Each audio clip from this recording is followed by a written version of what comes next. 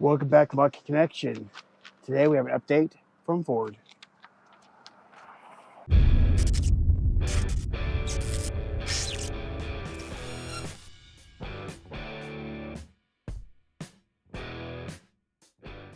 So this will be the video number 3 of my 3-part series of my paint flaking issue so far. In case you didn't see the damage again, you can see I got paint flaking in my rear fender flare on the driver's side. And as you can see, nothing's gotten worse, but it hasn't gotten any better. So here's what Ford has to say about it. The close-up images displayed shows the paint on the left rear wheel opening and molding has been damaged by an outside source. The cracked and peeling paint and a liquid drip pattern is evidence of harsh chemical damage, therefore is not considered warrantable. And I want to repeat, the cracked and peeling paint and a liquid drip pattern is evidence of harsh chemical damage. Liquid drip pattern, huh? Where is the liquid drip pattern evidence? If there's a liquid drip pattern right here, it would have came here and would come down here.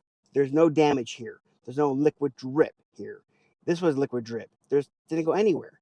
There's no drip pattern there. And this wouldn't even stay there. This would run right down there. There is no liquid drip evidence on my rear fender flare. And as you can see, I'm pretty pissed off. I am very angry with this. And at this point, I don't know if I can even trust Ford.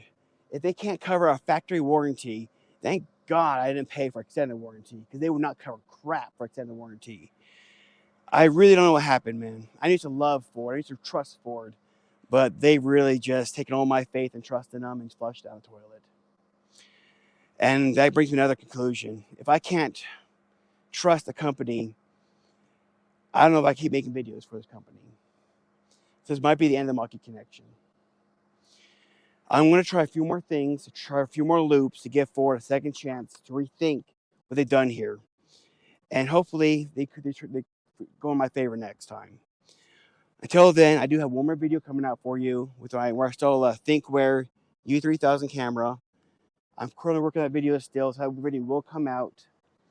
But until then, until I get more information from Ford, this may be the end of the Mach-E Connection.